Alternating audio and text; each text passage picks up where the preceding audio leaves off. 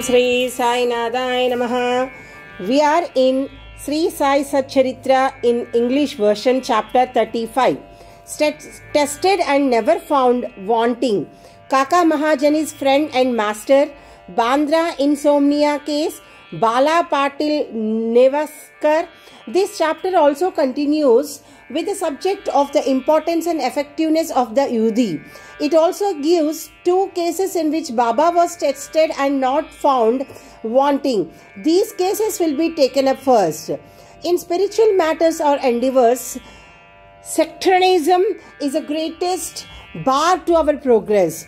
Those who believe that God is without form or heard saying that to believe that God is with the form is an illusion and that the saints are only human beings.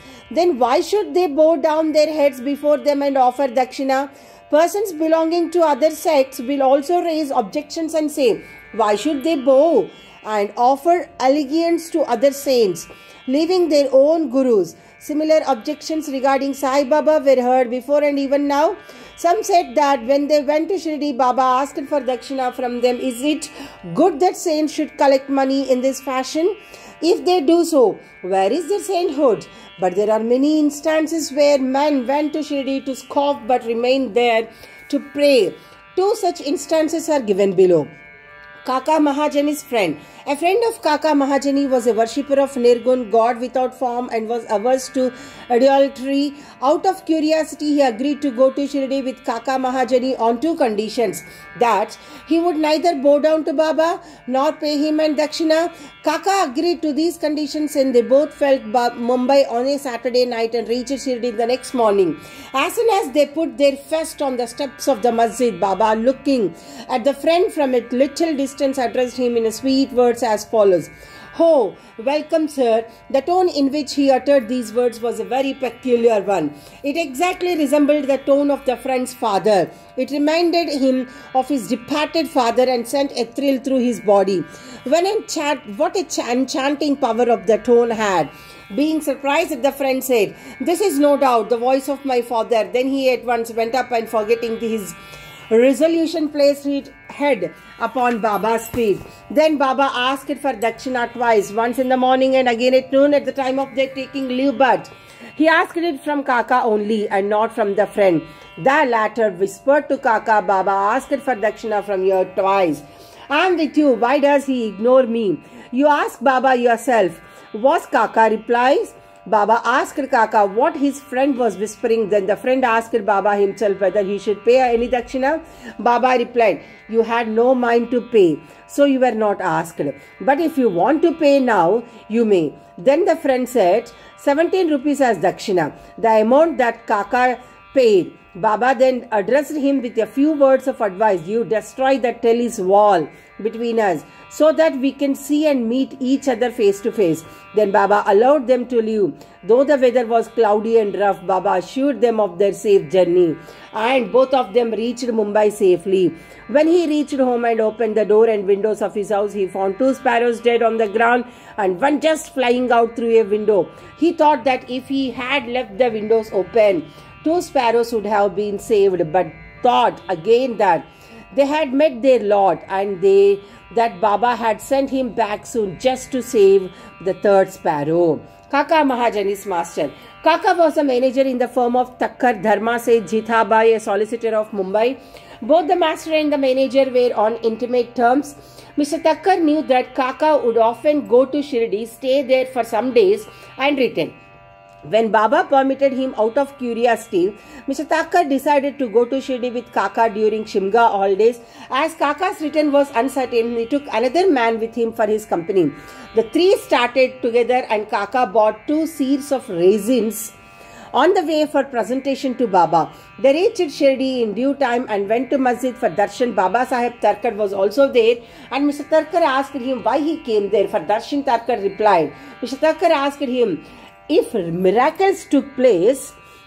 Thakkar replied that It was not the concern, the earnest intentions of the Bhaktas were satisfied here. Then Kaka prostrated himself before Baba and offered the raisins to him. Baba ordered them to be distributed. Mr. Thakkar also got a few of them. He did not want to have the raisins, as he was advised by his doctor not to eat them without washing and cleaning them. So he was in a fix. He did not want to eat them, nor could he reject them. To keep up formalities, he put them into his mouth but did not know what to do with the seeds. He could not spit them out on the floor of the masjid, so he pocketed them against his wish. He then said in his mind that if Baba was a saint, how could he be ignorant of his dislike for the raisins, and how could he force them on him? When this thought arose to his mind, Baba again gave him some more raisins. He could not eat them but held them in his hand. Then Baba asked him to eat them up. He obeyed and found to his surprise that they were all seedless. He wanted to see miracles, and here was one. He knew that Baba read his thought and, as per his wish, converted raisins into seedless grapes. What a wonderful power. Again, to test further, he asked Thakkar, who was sitting by and who also got some raisins, what kind of grapes he got. He replied, the variety with seeds. Mr. Thakkar was still more surprised to hear this. Then, to confirm his faith further, Thakkar thought in his mind that if Baba was a real saint, the raisin should be now given to Kaka first. Reading this thought also, Baba ordered that distribution should be commenced from Kaka. These proofs were sufficient for Thakkar. Then Shama introduced Mr. Thakkar as a master of Kaka, upon which Baba said, how could he be his master? He has got a different master altogether. Kaka appreciated this reply. After forgetting his resolve, Thakkar saluted Baba and returned to the Wada. After the noon Aarti was over, they all went to the masjid for taking Baba's leave for the departure. Shama spoke for them. Baba then spoke as follows. There was a fickle-minded gentleman. He had health and wealth and was free from both physical and mental afflictions. But he took on needless anxieties and burdens and wandered hither and thither, thus losing his peace of mind. Sometimes he dropped the burdens and at other times carried them again. His mind knew no steadiness. On seeing his state, I took pity on him and said, now keep your faith on one place you like. Why roam like this? Thakkar at once understood that this was an exact description of himself. He wished that Kaka should also return with him, but no one expected that Kaka would be allowed to leave Shirdi. So soon Baba read this thought also and permitted Kaka to return with his master. Then Baba asked Kaka for 15 rupees as dakshina and received it. He said, if I take 1 rupee as dakshina from anybody, I have to return tenfold to him. I never take anything gratis. I never ask anyone indiscriminately. I only ask and take from him, whom the fakir points out. If anyone is indebted formally to the fakir, dakshina is received from him. The donor gives, that is, sows his seeds only to reap a rich harvest in future. Wealth should be the means to work out dharma. If it is used for personal enjoyment, it is wasted. Unless you have given it before, you do not get it now. So the best way to receive is to give. The giving of dakshina advances vairagya and thereby bhakti and dhyana. Give one and receive tenfold. On hearing these words, Mr. Thakkar himself gave 15 rupees in Baba's hand, forgetting his earlier resolve not to do so. He thought if it was good that he came to Shirdi, as all his doubts were solved and he learned so much. Baba's skill in handling such cases was unique. Though he conducted all that, he was totally not attached to him.